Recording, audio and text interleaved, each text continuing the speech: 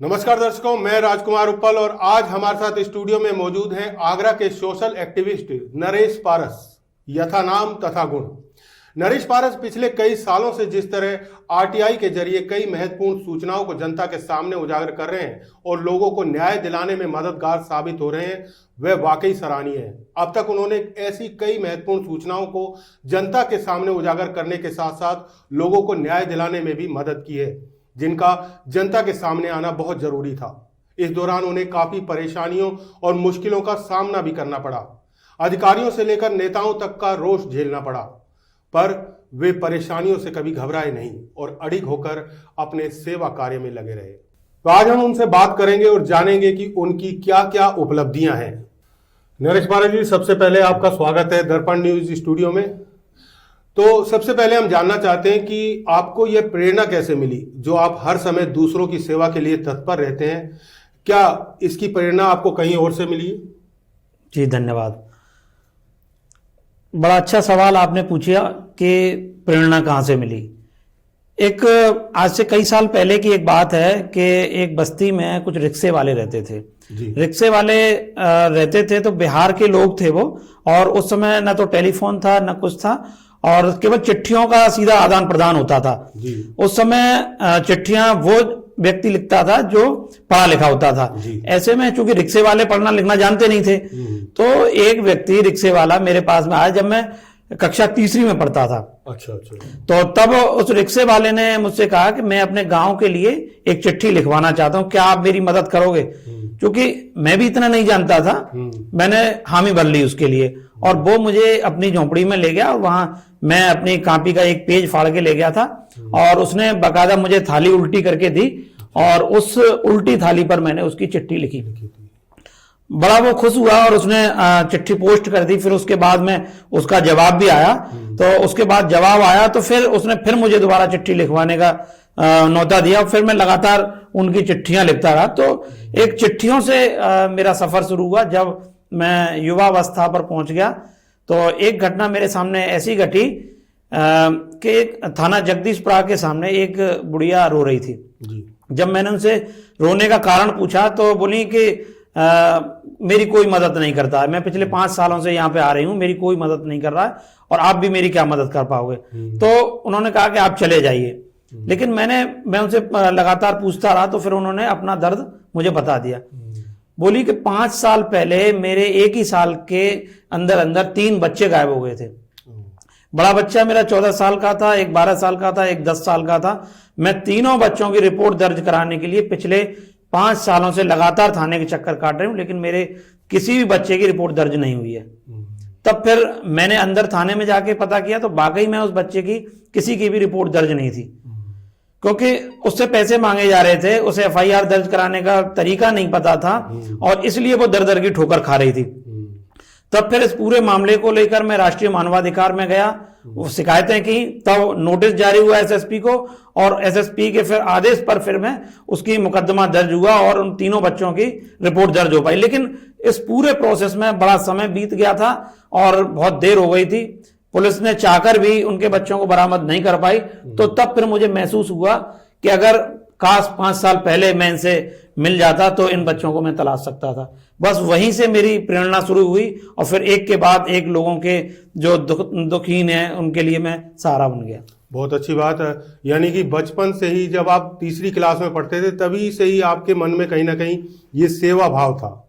तो अब तक आपने आरटीआई के जरिए कितने केसों को हैंडल किया है? ये माना जाए लगभग, मैं पूरी संख्या नहीं पूछ रहा हूँ, लगभग कितने केस है ऐसे, चाहे वो किसी युवती को घर पहुंचाने का मामला हो, चाहे किसी बच्चे गुमशुदा बच्चे को उनके माँ बाप तक पहुंचाने का मामला हो, इस तरह के कितने केस? अभी तक अगर इस तरह से केसों को अगर जोड़ा जाए तो करीब 600 से ज्यादा केस होंगे जिन पर मैंने सीधा हस्तक्षेप किया है, जिसमें महिलाएं खो गई हैं उनको बरामद करा, उनके जहां महिलाएं शोषण की शिकार हैं, या बच्चे हैं जो खो गए हैं, अनाथालय में 8-8 साल से रह रहे हैं, उनके परिवार को मैंने भिजवाया। करीब 600 से अधिक होंगे। 600 से अधिक बच्चों को और महिलाओं को भी न्याय दिलवाया आपने। इसके अलावा और क्या क्या आपने ऐसा किया है जिससे कि मतलब आपका नाम आज जो नरेश पारस है वो वास्तव में एक पारस बनकर ही उभरा है?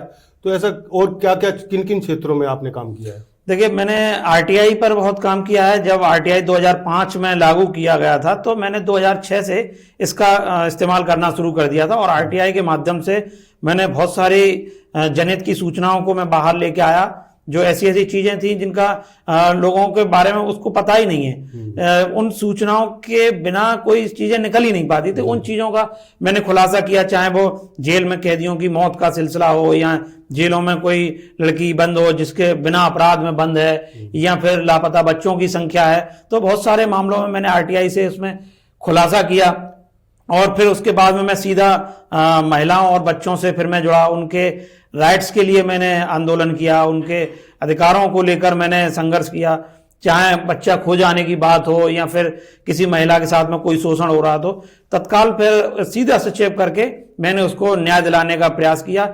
जेलों में बंद कैदी हैं जो अपने सजा पूरी कर चुके हैं लेकिन जुर्माना जमा नहीं कर पा रहे हैं, ऐसे कैदियों को बाहर निकलवाया।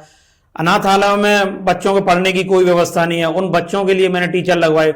जेल में मैंने शिक्षकों की नियुक्ति कराई कि जिससे वो बच्चे पढ़ सकें।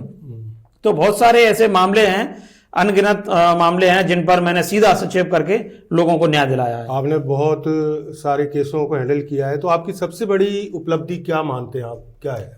देखिए, सबसे बड़ी उपलब्धि की अगर हम बात करें तो एक केस मुझे आज याद आ रहा है, जो आरटीआई के साथ साथ मैंने मानवाधिकार के समन्वय से उसको स्थापित करवाया था, जिसका आगरा के ही नारी निकेतन में एक युवती थी जो कि पिछले 9 सालों से बिना किसी जुर्म की सजा काट रही थी।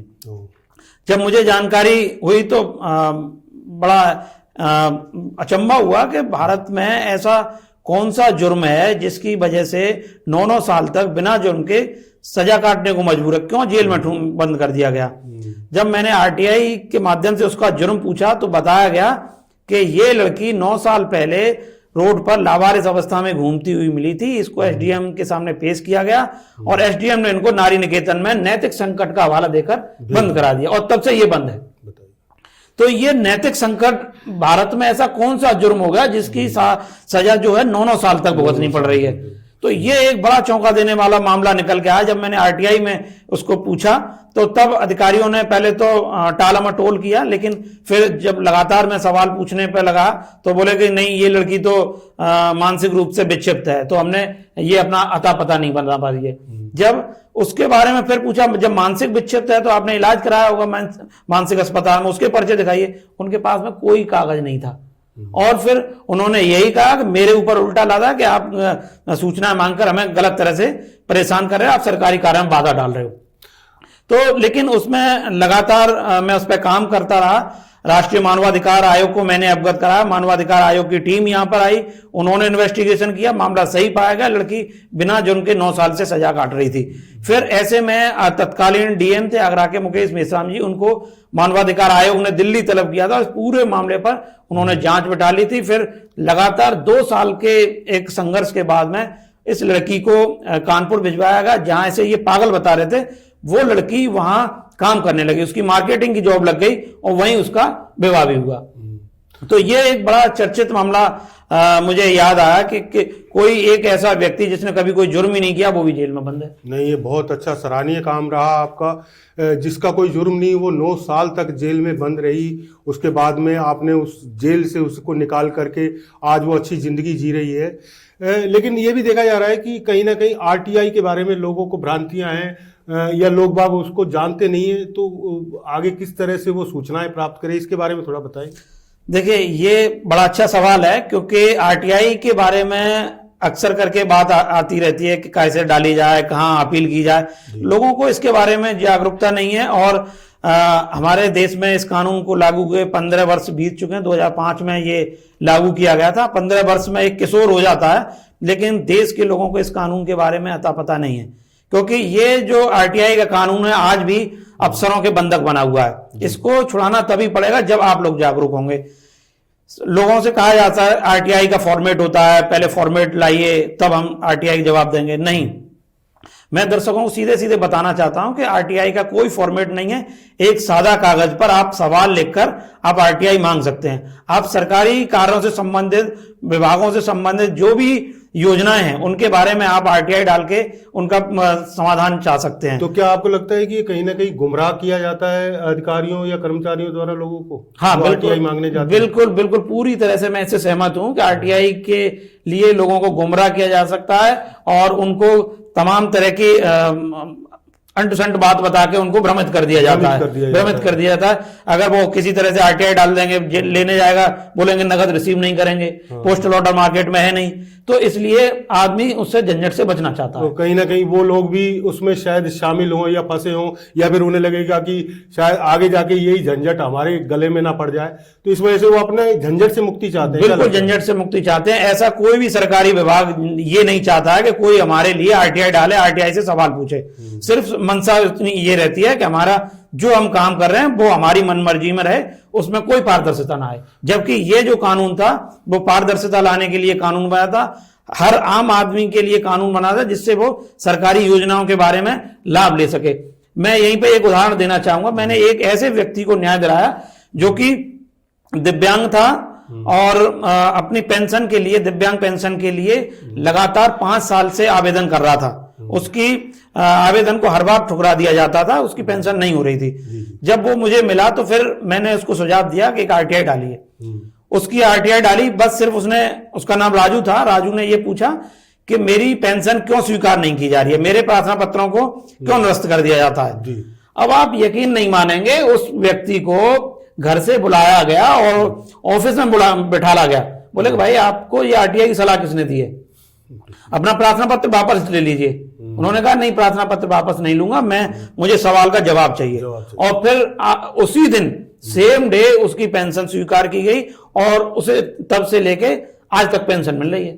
बिल्कुल सही बात है। वो कहावत है ना कि बिना रोए तो माँ भी दूध नहीं पिलाती, तो आपको कोशिश तो सबसे पहले करनी ही पड़ेगी। तो ये एक बहुत सटीक उदाहरण है। एक बिल्कुल छोटा सा व्यक्ति, समाज के अंतिम पायदान का व्यक्ति जो कि दिव्यांग है, और उसको वीआईपी बन के उसको पेंशन मिली। उसको भी कहीं ना कहीं आपने रास्ता दिखाया। ऐसे कई सैकड़ों लोगों को आपने रास्ता दिखाया होगा ये, जिसके जरिए उन्होंने आरटीआई प्राप्त की और आज वो काफी अच्छे से जीवन जी रहे हैं।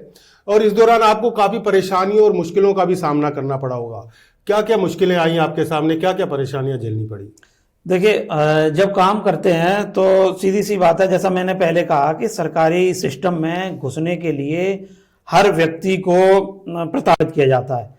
चाहे वो आरटीआई के माध्यम से आप सवाल पूछ रहे हैं या सीधे जाके प्रार्थना पत्र दे रहे हैं, तो कोई भी विभाग ये नहीं चाहता है कि कोई भी एक्टिविस्ट आके हमारे विभाग में दखलंदाजी करे, हमारी सूचनाओं को बोले, हमारी जानकारियों को ले। तो इस दरमियान जब मैंने आरटीआई डाली या फिर अंदर की चीजें पता करने का प्रयास किया तो मेरे सामने बहुत सारी चुनौतियां आई। यहां तक कि जब मैं उस लड़की को न्याय दिलाने के लिए बात कर रहा था जो 9 साल से सजा काट रही थी, तो ये सबको नागवार गुजरी और इन्होंने मेरे ऊपर दबाव बनाया। बोले कि आप गलत तरह से काम कर रहे हो और आप सरकारी कार्य में बाधा डाल रहे हो। एक आरटीआई मांगना, एक लड़की को आजाद कराना, वो सरकारी कार्य में बाधा थी। इन्होंने बकायदा अधीक्षिका के कहने पर एसपी सिटी ने मेरे खिलाफ मुकदमा दर्ज करने के आदेश दिए। मुझे एतमाद दौला थाने में बुला के प्रताड़ित किया गया। मुझे हिदायत दी गई कि आप आरटीआई मांगना बंद कर दो, ऐसे लोगों के न्याय दिलाना बंद कर दो। तो बहुत सारी मुझे दिक्कतें हुई, लेकिन उस समय मैं शुक्रगुजार हूं मीडिया का, जिन्होंने मेरी बात को हाईलाइट किया और बहुत सारी चीजें निकल के आई और फिर जो तथ्य मैं लेके आ रहा था वो तथ्य उजागर करने में मैं कामयाब रहा। बहुत सारी लड़कियों की खरीद फरोख्त का मैंने वो सामने लेके आया, जिनको लड़कियों को इन्होंने बेच दिया गया था। आज वही सुपरिटेंडेंट जो है आज आजीवन कारावास की जेल में सजा काट रही है। जी, तो अधिकतर किस तरह के मामले आपके सामने आए जिनको आपने न्याय दिलाया है? देखिए, ज्यादातर आज के दौर में हम देख रहे हैं कि महिलाओं के ज्यादा मामले सामने इस तरह से आ रहे हैं, उनको प्रताड़ित किया जाता है। चाहे वो कहीं काम कर रही हैं या कहीं भटक गई हैं, तो उनको गलत तरह से उनका इस्तेमाल किया जाता है। बच्चों को अलग तरह ले लिया जाएगा, उनको अगवा कर लिया जाता है, भीख मांगने के लिए अगवा किया जाता है, उनको वेश्यावृत्ति कराने के लिए उनको अगवा कर लिया जाता है। बहुत सारे ये आजकल शोषण के जो मामले हैं वो ज्यादा इसमें निकल के आए हैं। तो जिस तरह से महिलाओं और बच्चों का जो शोषण हो रहा है, जेल में बंद कैदियों के साथ में जो अमानवीय यातनाएं दी जाती हैं, इस तरह के मामले मेरे सामने ज्यादा आए हैं। क्योंकि कहीं ना कहीं महिलाएं और बच्चे अपराधियों के सॉफ्ट टारगेट पर होते हैं। तो महिलाओं और बच्चों को न्याय दिलाने के लिए आप हमेशा तत्पर रहते हैं। कोई ऐसी विशेष घटना जो आप हमारे दर्शकों से साझा करना चाहेंगे?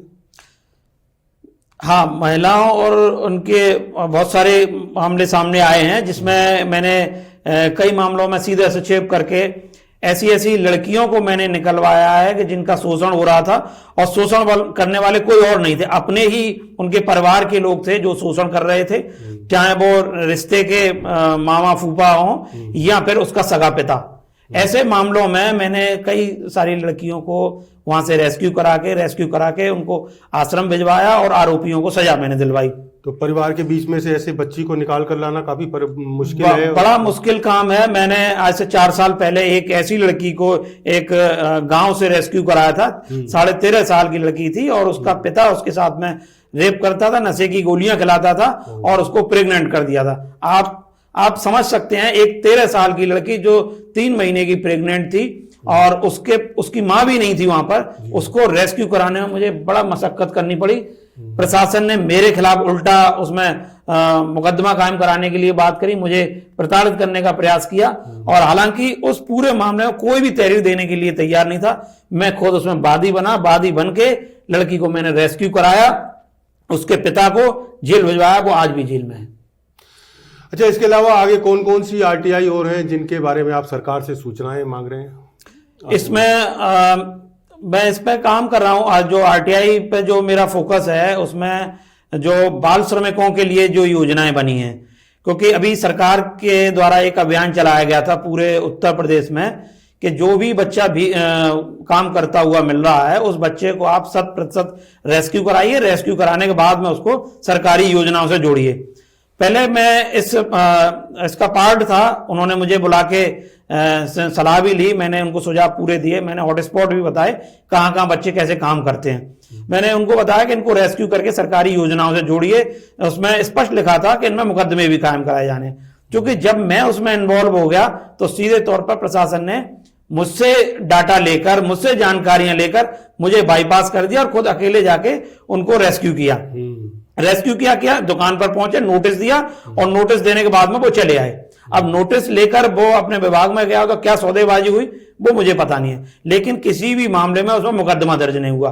तो मेरी डिमांड ये थी कि उसमें मुकदमा दर्ज किया जाए और बच्चों को सरकारी योजनाओं से जोड़ा जाए। इस पूरे प्रोसेस में मैंने शासन से पत्राचार किया गया है, उसमें मैं जानकारियां जुटा रहा हूं, और मेरा प्रयास यही रहेगा कि जितने भी बाल श्रमिक बच्चे वहां से रेस्क्यू कराए गए हैं उनको सरकारी योजनाओं से उनको जोड़ा जाए, और जो आरोपी हैं उनके खिलाफ कार्रवाई की जाए। साथ ही साथ जो बच्चे भीख मांगते हैं उनको लेकर मैंने काम किया था। मैंने एमजी रोड का सर्वे किया जिसमें 45 बच्चे मुझे भीख मांगते हुए मिले। उसका डेटा मैंने प्रशासन को दिया और कहा कि आप इन बच्चों को रेस्क्यू करा के इनको सरकारी योजनाओं से जोड़िए। उन्होंने भी टीम बनाई, मुझे उसकी कोई जानकारी नहीं है, मुझे नहीं बताया। उन्होंने टीम बनाई और टीम बना के उन्होंने 14 बच्चों को रेस्क्यू किया। 45 में 14 बच्चे रेस्क्यू किए गए। और हालांकि आज एमजी रोड पे बच्चे भीख नहीं मांग रहे हैं, लेकिन हुआ क्या कि जिनके परिवार वाले थे उन्हीं को वो हैंड ओवर कर दिए। जबकि मेरा सवाल ये था, मेरा मानना ये था कि इन बच्चों को रेस्क्यू कराने के साथ साथ सरकारी योजनाओं से जोड़ें और जो इनसे भीख मंगवा रहा है उस पर कार्रवाई करें। बिल्कुल, उनको शिक्षा का पूरा, क्योंकि बच्चे हैं तो सबसे पहले तो उनकी प्राथमिक शिक्षा की जिम्मेदारी भी होनी चाहिए। जी जी बिल्कुल, स्पष्ट प्रावधान है। आजकल शिक्षा बिल्कुल फ्री है। सरकार ऐसे बच्चों को पढ़ाने के लिए, प्रोत्साहित करने के लिए 2000 रुपए प्रतिमाह स्पॉन्सरशिप योजना में देती है। मुख्यमंत्री जी ने एक योजना शुरू की थी, बाल श्रमिक कन्या विद्या योजना, उसमें भी बच्चों के लिए प्रावधान है। 1200 रुपए एक बच्चे को मिलते हैं पढ़ने के लिए। तो ये एक बच्चे को 3200 रुपए का लाभ उसमें मिलाया जा सकता है। इसके अलावा कुछ एनजीओ भी हैं जो बच्चों की शिक्षा में मदद करते हैं। हाँ, उससे भी जोड़ा जाए। एक केवल रेस्क्यू इसका समाधान नहीं है, रेस्क्यू साथ साथ सरकारी योजनाओं से भी जोड़ना जरूरी है। और इसके पीछे जो काम कर रहा है, जो इनसे भीख मंगवा रहा है, चाहे वो गैंग है या परिवार है, उस तक पहुंचना भी बहुत बड़ी जरूरत है। दंडित करना, हाँ, तो दंडित करना बहुत जरूरी है। इस दरमियान जब मैंने इस पे काम किया तो मैं ऐसे गैंग तक पहुंचा हूं जहां पर इन बच्चों से जबरदस्ती उनसे भीख मंगवाई जाती है। भीख न मांगने पर उनको यातनाएं देते हैं। कदम कदम पर मानवाधिकार के उल्लंघन की ऐसी घटनाएं सामने आ रही हैं, तो मैं ये जानना चाहता हूं कि उन्हें किस तरह से दूर किया जा सकता है। देखिए, सीधी सी बात है कि अगर मानवाधिकारों का उल्लंघन हो रहा है तो इसमें जो शासक है वो जुल्म ढाएगा ही ढाएगा, लेकिन जब तक कहा गया है कि जुल्म करने वाले से जुल्म सहने वाला ज्यादा गुनहगार है, तो हमें आवाज उठानी पड़ेगी, हमें अपने अधिकारों के प्रति जागरूक होना पड़ेगा, हमारे क्या अधिकार हैं, तभी हम मानवाधिकारों का उल्लंघन रोक पाएंगे। बिल्कुल ठीक बात। इस दौरान आपको शासन प्रशासन से क्या सहयोग प्राप्त होता है और आप क्या अपेक्षा रखते हैं अधिकारियों से?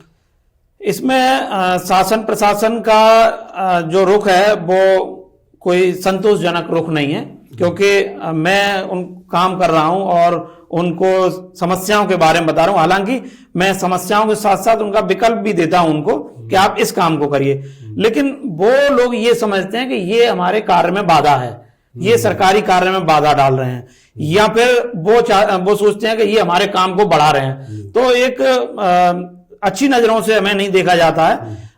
मुंह पर जरूर हाँ कर लेंगे, लेकिन पीठ पीछे बुराई करती है। और वो लोग चाहे अधिकारी आपको अच्छी नजर से देखें या न देखें, लेकिन हम जानते हैं कि आगरा में आपको किस नजर से देखा जाता है। आप वाकई पारस हैं आगरा के लिए, और उन लोगों के लिए खासतौर से जो आज अपने घर पहुंच गए आपकी मदद से और आज बिल्कुल खुशी खुशी रह रहे हैं। तो गुमशुदा लोगों को, ऐसे गुमशुदा लोगों को किस प्रकार से आप ढूंढते हैं, उन तक कैसे पहुंचते हैं, उन्हें घर पहुंचाते हैं, इस सारी प्रक्रिया के बारे में बताइए।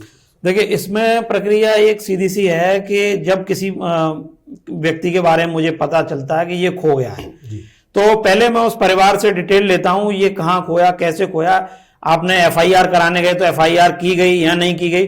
तो मुझे जैसे स्पष्ट मिल जाता है कि उसमें एफआईआर नहीं हुई है, तो मेरा पहला प्रयास ये रहता है कि पुलिस के माध्यम से उसकी एफआईआर करवाऊं। एफआईआर कराने के बाद फिर मैं उसके डिस्ट्रिक्ट क्राइम रिकॉर्ड ब्यूरो में उसका रिकॉर्ड पहुंचवाता हूं, जिससे जिले के सारे थानों में पहुंच जाए, और फिर उसके बाद मैं ये कानूनी प्रक्रिया करके फिर मैं सोशल मीडिया का उसमें सहारा लेता हूं। मैं लोगों से मांग करता हूं, मान लीजिए कोई बच्चा है, कोई महिला है, अगर कहीं की है, तो मैं उससे पूछता हूं कि अगर आपसे संबंधित ये महिला या बच्चा मान लीजिए कहीं बिहार का बता रहा है, बिहार में कोई जिले का नाम बता रहा है, तो उस जिले में कोई मित्र है क्या, संबंधी है क्या जो मेरी इसमें मदद करे, तो मैं फोटो और डिटेल के साथ में सोशल मीडिया पर शेयर करता हूं। तो जो वहां का संबंधित व्यक्ति होता है वो मुझसे कॉन्टेक्ट करता है या फिर मैं उससे कॉन्टेक्ट करता हूं, तो फिर कड़ी से कड़ी जोड़ के फिर उस पर बच्चे तक उसके मैं पहुंचता हूं और फिर उसको ट्रेस करने की पूरी प्रयास करते हैं। उसमें सरकारी सिस्टम की भी मदद लेते हैं, उससे करके फिर मैं उस तक पहुंच जाता हूं, बच्चे को बरामद कराया जा सकता है। यार बहुत अच्छा काम कर रहे हैं आप। इसके अलावा और आगे भविष्य में क्या क्या प्लानिंग है आपकी? भविष्य में मेरी प्लानिंग ये है कि एक तो मैं चाहता हूं कि जो बच्चे हैं जो भीख मांग रहे हैं, ये किसी तरह से ये पूरा का पूरा नेटवर्क टूटे, कोई भी सड़क पर भीख मांगता हुआ बच्चा न दिखाई दे, व्यक्ति दिखाई न दे, क्योंकि आज हमारा शहर स्मार्ट सिटी के नाम से जाना जा रहा है, ऐतिहासिक धरोहर है, ताजमहल के नाम से जाना जाता है, लेकिन जब कोई पर्यटक आता है उसकी गाड़ी को चौराहे पर रोक कर कोई भीख मांगने वाला खटखटाता है या फिर उससे पैसे मांगता है, तो एक बहुत बुरी छवि जाती है। तो मैं ये चाहता हूं कि किसी तरह से भिक्षावृत्ति जो है आगरा से बंद हो, और ऐसा नहीं है कि मैं केवल उन पर डंडा चलाने की बात कर रहा हूं, मैं विकल्प भी दे रहा हूं। मैं चाह रहा हूं कि उनको सरकारी योजनाओं से भी जोड़ा जाए, चाहे वो बच्चा है या बड़ा है, जो भी भीख मांग रहा है। हालांकि एक्ट में स्पष्ट है कि भीख मांगना अपराध है।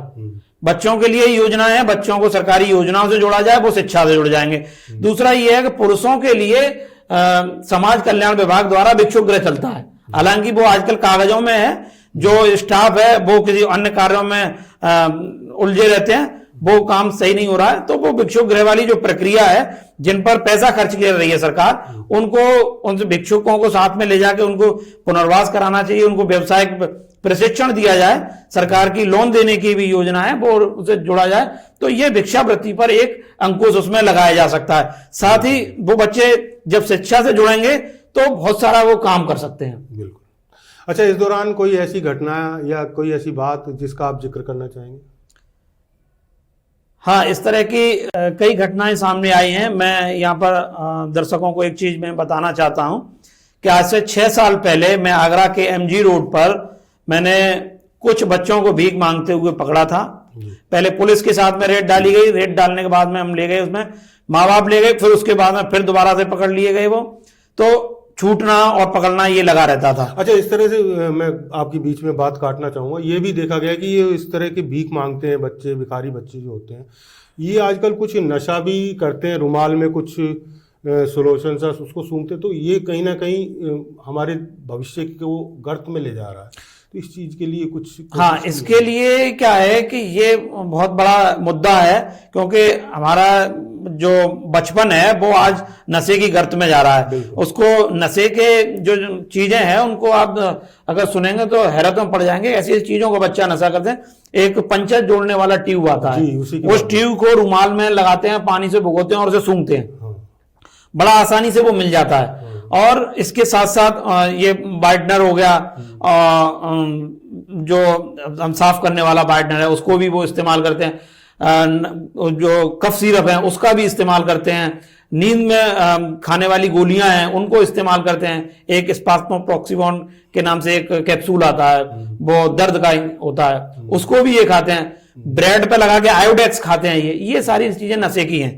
तो इस पर एक रणनीति के तहत काम किया जाएगा और इसमें केवल अकेला व्यक्ति इसमें नहीं कर पाएगा।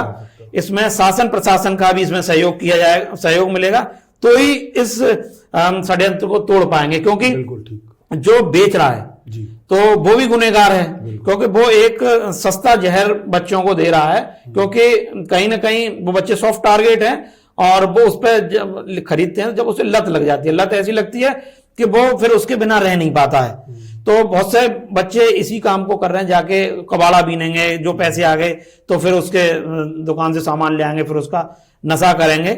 और इसको ये किया जाएगा, शासन प्रशासन के साथ में मिलकर एक टीम बनाई जाए, वहां पे चिन्हित किया जाए। चिन्हित करने के बाद में उसके ऑडियो वीडियो सारे सबूत जुटाए जाएं और फिर उसके बाद में एकदम एक साथ संबंधित थाने के बीट अधिकारी को इसकी जिम्मेदारी दी जाए, जिससे इनका खुफिया तंत्र होता है जी जी, और एक साथ छापा डाल के इनको पकड़ा जाए और इनके खिलाफ कार्रवाई की जाए। तब ये निकल सकता है और उन बच्चों को रिहेबिलिटेशन सेंटर में भिजवाया जाए, उनकी काउंसलिंग कराई जाए, तब बच्चे उस नशाखोरी को छोड़ सकते हैं। कहीं ना कहीं नशा मुक्ति केंद्र में भी भेजने की जरूरत है, क्योंकि ये नशे के आदी हो चुके हैं शायद, मुझे लगता है। और बचपन से सीधा बुढ़ापा आएगा, जवानी तो शायद ये देख पाए। बिल्कुल नहीं देख पाते हैं। वही मैं कहना चाह रहा हूं, क्योंकि जो नशा मुक्ति केंद्र की जब बात कर रहे हैं कि हमारे जिला अस्पताल में 2 काउंसलर भी हैं। एक लेडी लॉयल में लड़कियों की काउंसलर हैं और जिला अस्पताल में पुरुषों के लिए काउंसलर हैं। वो 18 साल तक के बच्चों को काउंसलिंग करते हैं। तो जबकि सारी व्यवस्था फ्री है, तो वहां लोगों को ले जाया जाना चाहिए, बच्चों को ले जाना चाहिए। तो जब ये पूरी प्रक्रिया होगी तो उसमें इन लोगों की बहुत जरूरत पड़ेगी। बिल्कुल। तो कहीं ना कहीं प्रशासन की, अधिकारियों की मंशा अभी साफ नहीं है। अच्छा, इसके अलावा आपको कई मंचों पर सम्मानित किया गया होगा।